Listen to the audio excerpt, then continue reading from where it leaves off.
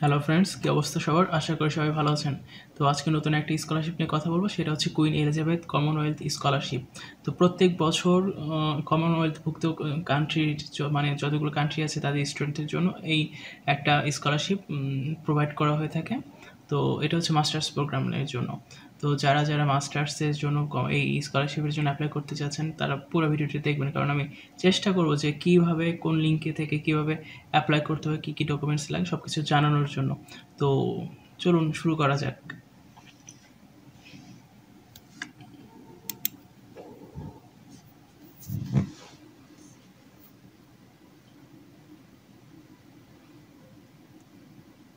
তো এটা হচ্ছে স্কলারশিপের সেই কুইন এলিজাবেথ কমনওয়েলথ স্কলারশিপের হচ্ছে লিঙ্ক। তো আমি ডিসক্রিপশন বক্সে লিঙ্কটা দিয়ে দেবো, তো আপনারা সেখান থেকে এই লিঙ্কে ঢুকবেন। তো এখানে প্রথমে হচ্ছে এটা হচ্ছে যে 23 নভেম্বর থেকে এই স্কলারশিপটার জন্য অ্যাপ্লাই করা শুরু ওপেন করা হয়েছে। তো আর ক্লোজিং ডেট হচ্ছে 18 জানুয়ারি, অর্থাৎ 18 জানুয়ারি পর্যন্ত আপনারা অ্যাপ্লাই করতে পারবেন। এখানে বিশেষ কিছু নাই, শুধুমাত্র কোন দেশের বিশেষ করে কিছু সিলেক্টেড কান্ট্রি আছে এবং সিলেক্টেড কান্ট্রির কিছু সিলেক্টেড ইউনিভার্সিটি আছে যেখানে আপনারা শুধুমাত্র এই স্কলারশিপটা প্রোভাইড করা হয়েছে। তো এখানে বাংলাদেশে হচ্ছে ইউনিভার্সিটি অফ ঢাকা, কিন্তু দুঃখজনক হলে আপনারা এই ইউনিভার্সিটিতে অ্যাপ্লাই করতে পারবেন না, কারণ বাংলাদেশিরা মানে যেসব দেশের নাগরিকরা ওই দেশের ওই সিলেক্টেড কোনো ইউনিভার্সিটিতে অ্যাপ্লাই করতে পারবেন না। তো বাঙালি হিসেবে আমরা বাংলাদেশে ইউনিভার্সিটি অফ ঢাকাতে আমরা অ্যাপ্লাই করতে পারবো না।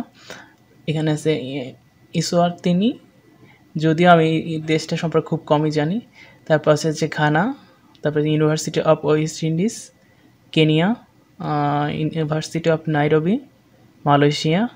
তো মালয়েশিয়ার এখানে 2টা ইউনিভার্সিটি আছে।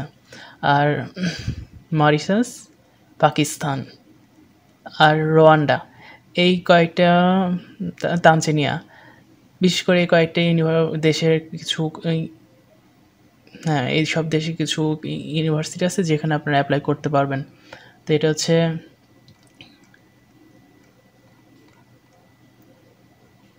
ওয়েবসাইট ছিল। তো এখানে আপনার পছন্দের যে কোনো একটা ইউনিভার্সিটিতে আপনি অ্যাপ্লাই করতে পারবেন। তো যেহেতু আমরা ইউনিভার্সিটি অফ ঢাকাতে আমরা যেহেতু অ্যাপ্লাই করতে পারবো না, সেহেতু আমি আরও অনেক আছে যেখানে আপনার খুশি সেখানে আপনি অ্যাপ্লাই করতে পারেন। এখানে কিন্তু সিলেক্টেড কিছু ইয়াও আছে, যে মাস্টার্সের জন্য যে সাবজেক্টগুলো সেগুলো কিন্তু উল্লেখ করা আছে। ইউনিভার্সিটি অফ ঢাকাতে প্রায় সবগুলোতে ফ্যাকাল্টিতে অ্যাপ্লাই করা যেত, আর এখানে উল্লেখ করাই আছে যে কোন কোর্স অ্যাভেলেবল, সব কিছু কোর্স এখানে সব কিছু দেওয়া আছে। তো আপনার যদি মনে হয় যে না এই ইউনিভার্সিটিতে আমি যে সাবজেক্টে মাস্টার্স করতে যাচ্ছি সেটা হচ্ছে না, তাহলে আপনি অন্য দেশের অন্য কোনো ইউনিভার্সিটিতে আপনি দেখতে পারেন, যেখানে আপনার মনে হচ্ছে যে না এটা আমি করতে পারবো বা আমার ইচ্ছা আছে, তাও সেখানে অ্যাপ্লাই করবেন। তো সাপোজ আমি মালয়েশিয়ার ইউনিভার্সিটি অফ মালায়া আছে, তো বা ইউনিভার্সিটি অফ পুত্র মালয়েশিয়া, সেখানে আমি যদি অ্যাপ্লাই করে দিই, প্রথমে আসবে হচ্ছে একটা অ্যাকাউন্ট খোলার জন্য একটা বক্স চলে আসবে বা রেজিস্ট্রেশন ফর্ম চলে আসবে। তো একটু ডাউনলোডের জন্য একটু সময় নিচ্ছে, এই জন্য দুঃখিত। এই তো চলে আসছে। তো প্রথমে হচ্ছে যে এই স্কলারশিপের জন্য একটা অ্যাকাউন্ট খুলে নিতে হবে প্রথমেই। তো টাইটেল হচ্ছে আপনারা যদি মিস্টার বা মিসেস যেটাই থাকে, বা ডক্টর অনার্স বা জাজ যেটা থাকে সেটা আপনি দিবেন। তারপর হচ্ছে যে ফার্স্ট নেম কি, তারপর লাস্ট নেম কি, ইমেল, এটাতে সাবমিট করবেন। আমি অলরেডি একটা অ্যাকাউন্ট খুলে ফেলেছি দেখানোর জন্য। তো আপনারা নিজেদের email, first name, last name এসব দিয়ে খুলে নেবেন। তারপর সাবমিট করলে আপনারা ইমেল আবার চেক করবেন। তো যেহেতু আমি করে ফেলছি সেহেতু আমারটা চলে আসছে। তো এখানে যে লিঙ্কটা আছে সেখানে আমি ক্লিক করব। তো এখানে সময় নেবে। তো আমি অলরেডি ঢুকেছি, মানে ছিলাম। তো এখানে দেখেন যে প্রথমে যে ড্যাশবোর্ডটা চলে আসবে, ওইখানে আছে যে অ্যানাউন্সমেন্টের এখানে দেখবেন যে to start an application for a scholarship click here. তো এখানে ক্লিক করতে হবে। এখানে অনেক কিছু আছে, নিউজ, ইভেন্টস, ইনভয়েস। তো আপনারা এটা সব কিছু দেখতে পারেন, কিন্তু আর মাই অ্যাপ্লিকেশনস এটা হচ্ছে নিজের প্রোফাইলের জন্য। তো আপনার প্রথমে হচ্ছে অ্যানাউন্সমেন্টের ক্লিক হেয়ারে ক্লিক করবেন হচ্ছে অ্যাপ্লাইয়ের জন্য। নেটটি একটু স্লো, এই জন্য দুঃখিত, সময় নিচ্ছে একটু।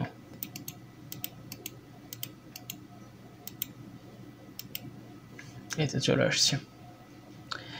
দেখেন কুইন এলিজাবেথ কমনওয়েলথ স্কলারশিপ 2021 থেকে 2022।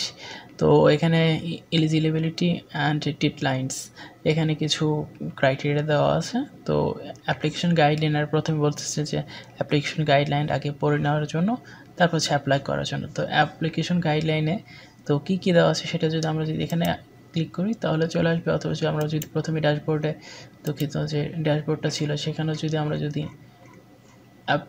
ক্লিক করতাম তাহলে চলে আসতো এই যেখানে অ্যাপ্লিকেশন গাইডলাইন ছিল। তো যাই হোক, অ্যাপ্লিকেশন গাইডলাইনে প্রথমে হচ্ছে যে আপনার কী কী প্রয়োজন, মানে এলিজিবিলিটি যাকে বলা হয়, বা তারপর হচ্ছে বা এলিজিবিলিটি, তারপর হচ্ছে personal details, academic and employment record, course at host university details statements, আর হচ্ছে আপলোড সাপোর্টিং ডকুমেন্টস। অর্থাৎ আপনার ক্রাইটেরিয়া হচ্ছে যে আপনাকে অবশ্যই কমনওয়েলথভুক্ত যতগুলো দেশ আছে তার একজন সিটিজেন হতে হবে।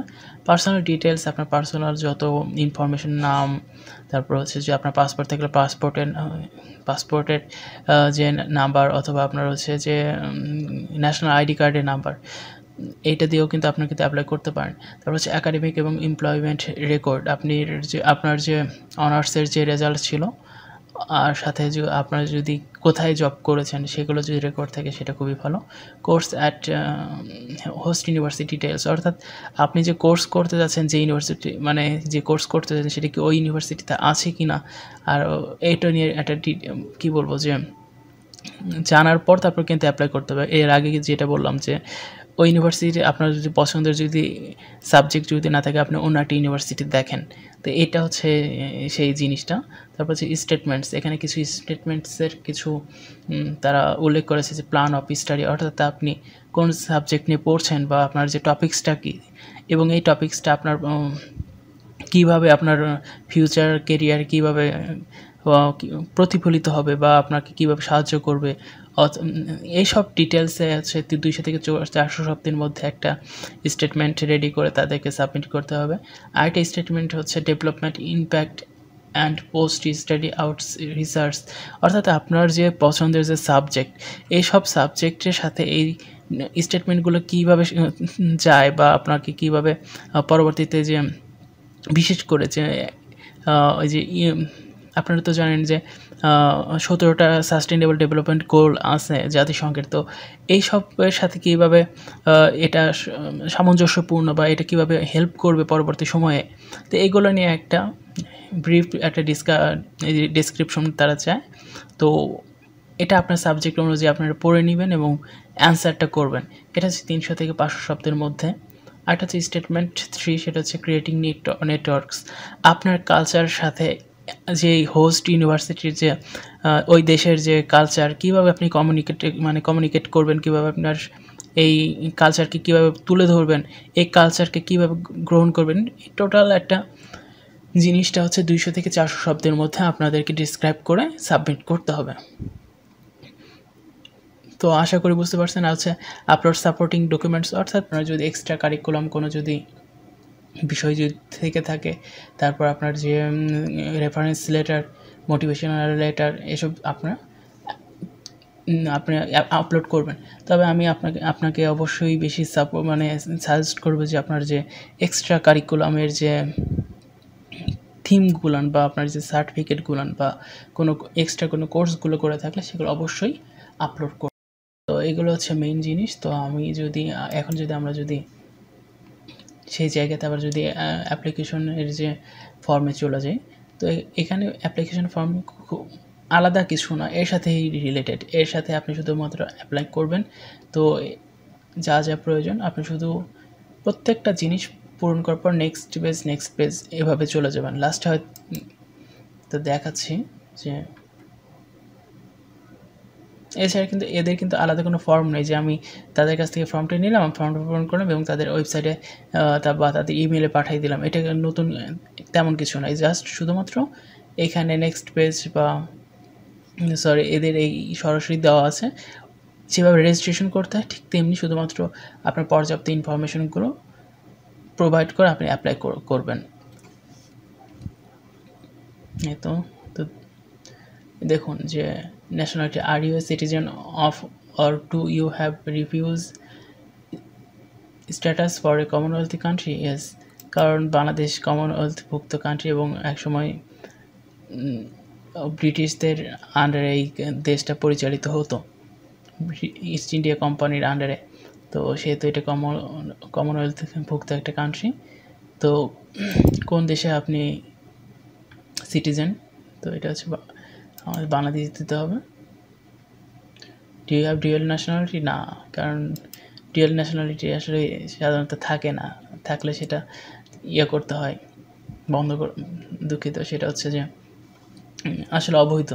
তো do you already completed an undergraduate degree at a 2:1 equivalent level? তো 2:1 এটা আমি নিজেও একটু কনফিউজড যে আসলে 2:1 বলতে কি। তবে আপনি যদি গ্র্যাজুয়েশন কমপ্লিট করে থাকেন তো অবশ্যই সেটা হচ্ছে ইয়েস। তো আমি এটা থেকে সঠিক ইনফরমেশনটা আমি দিতে পারলাম না, তো এই জন্য দুঃখিত। আর ইউনিভার্সিটি, আপনি কোন ইউনিভার্সিটিতে আপনি অ্যাপ্লাই করতে চাচ্ছেন সেখানে সরাসরি চলে আসছে। তো আপনি যেহেতু এখানে কিন্তু কোনো সাবজেক্টগুলো নেই, সুতরাং এটা কিন্তু আপনাকে কিন্তু দেখার জন্য সেই ড্যাশবোর্ড যেটা লিঙ্ক ছিল সেই লিঙ্কে কিন্তু গিয়ে কিন্তু সেই দেখতে হবে যে বাংলাদেশের যে ইউনিভার্সিটি অফ ঢাকা, এখানে অল মাস্টার্স কোর্স, মানে যতগুলো মাস্টার্স কোর্স আছে আপনি যে কোনো একটাতে অ্যাপ্লাই করতে পারেন, অর্থাৎ যে কোনো সাবজেক্টের করতে পারেন। তো যেহেতু বাংলাদেশে হচ্ছে না, তো আপনি অন্যান্য ইউনিভার্সিটিগুলো দেখতে পারেন। তো এখানে আপনার পছন্দ মতো যদি মনে হয় যে না এখানে এই ইউনিভার্সিটিতে এই সাবজেক্টটা আছে, তো আমি ওইখানে গিয়ে অ্যাপ্লাই করার জন্য, তো শুধুমাত্র ওই ইউনিভার্সিটির নামটা মনে রাখতে হবে এবং এখানে সেটা ক্লিক করতে হবে। তো আমি ইউনিভার্সিটি মালয়েশিয়াতে আমি অ্যাপ্লাই করলাম।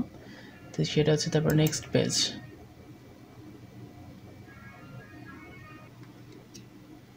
আসছে। তো দেখুন যে আপনার টাইটেলটা কি, মিস্টার, গিভেন নেম সাব্বির, যেটা হচ্ছে সারনেম, সেটা হচ্ছে exactly as the appears on your passport, অর্থাৎ পাসপোর্টে আপনার কী নাম দিয়ে মানে দেওয়া আছে সেটা দিয়ে কিন্তু আপনাকে অবশ্যই কিন্তু অ্যাপ্লাই করতে হবে। আবার সেখানে কিন্তু দেখেন যে ডেট অফ বার্থ যেখানে আছে, তারপর আপনার জেন্ডার, তারপর হচ্ছে ফোন নাম্বার, ইমেল, তো এগুলো সব কিছু আপলোড করতে হবে। তো তারপর হচ্ছে এভাবে হচ্ছে নেক্সট পেজ, তারপর পরবর্তীতে যে আপনি স্টেটমেন্ট করেছেন। তো এখানে আমি আসলে যে দুঃখিত, কারণ আমার পাসপোর্টটা নেই। তো আপনি পাসপোর্ট ছাড়া আর ন্যাশনাল আইডি কার্ডের যে আমি এখনও পাইনি, ন্যাশনাল আইডি কার্ডটা যে একটা কপি আছে যেটা দিয়ে আমি চালাতে পারি, সেটাই আবার এখানে আবার সাপোর্ট করবে না। আমাদের এই যেটাকে বলা হচ্ছে যে স্মার্ট কার্ড দেওয়ার কথা ছিল, সেটা এখনও আসে নাই। আর আমাদের যেটা হচ্ছে যে মানে মূল কথা, আমি এখনও আমাদের যে ন্যাশনাল আইডি কার্ডটা পাইনি, তবে এই জন্য আমি এখানে যেতে পারছি না, আর আমার তো পাসপোর্ট নাই। তো পরবর্তী ধাপগুলো আপনারা একটু দেখে নেবেন যারা অ্যাপ্লাই করতে চাচ্ছেন। তো অবশ্যই তার আগে আপনাদের যে গাইডলাইন্সে যে ছিল যে পার্সোনাল ডিটেলস এখানে দিয়ে দেওয়া হয়েছে, আপনি অলরেডি হয়তো এখানে যখন অ্যাপ্লাই করবেন তখন পার্সোনাল ডিটেলসটা চলে যাবে। অ্যাকাডেমিক এবং এমপ্লয়মেন্ট রেকর্ড, আপনার যে অনার্সের যে রেজাল্টের যে সার্টিফিকেট ছিল এসব আপলোড করবেন। আর হচ্ছে এমপ্লয়মেন্ট রেকর্ড, যদি জব করে থাকেন সেক্ষেত্রে জবের যে ডকুমেন্টস সেটা সাবমিট করবেন। Course at host university details, এটা তো ওই যেরকম কোর্স কোথায় আছে নাকি না আছে, মানে যে কোর্সটা করতে যাচ্ছেন ওই ইউনিভার্সিটিতে আছে কি না সেটা সেটা একটু দেখে নেবেন। আর স্টেটমেন্টস, এই যে 3টা যে স্টেটমেন্টস ছিল এটা আগে একটু দয়া করে একটু কমপ্লিট করে তারপর অ্যাপ্লাইটা করবেন, তাহলে আর সময় লাগবে না। আর আপলোড সাপোর্টিং ডকুমেন্টস, আপনার যদি এক্সট্রা কারিকুলাম কোনো যদি বিষয় যদি থেকে থাকে, তারপর আপনার যে রেফারেন্স লেটার, মোটিভেশনাল লেটার, এসব আপনি আপলোড করবেন। তবে আমি আপনাকে অবশ্যই বেশি মানে সাজেস্ট করবো যে আপনার যে এক্সট্রা কারিকুলামের যে থিমগুলান বা আপনার যে সার্টিফিকেটগুলান বা কোনো এক্সট্রা কোনো কোর্সগুলো করে থাকলে সেগুলো অবশ্যই আপলোড করবেন। তো এর চেয়ে বেশি কিছু লাগার কথা না, যেহেতু এটা হচ্ছে রেজিস্ট্রেশনের মতো খুব ইজি একটা প্রসেস। তো আশা করব আপনারা এখানে অ্যাপ্লাই করবেন, যারা যারা মাস্টার্সের জন্য বাইরে অ্যাপ্লাই মানে পড়ালেখা করতে চাচ্ছেন। আর এই তো নেক্সট পেজ, যেহেতু আমি এখানে আমি আন্তরিকভাবে দুঃখিত, কারণ এখানে আমার প্রথম সমস্যা হচ্ছে এখানে যে পাসপোর্ট আর ন্যাশনাল আইডি কার্ড। তো এই তো, তো আপনাদের জন্য শুভকামনা রইল, আপনারা দয়া করে এখানে অ্যাপ্লাই করবেন। আর সবার জন্য শুভকামনা রইল। ধন্যবাদ সবাইকে।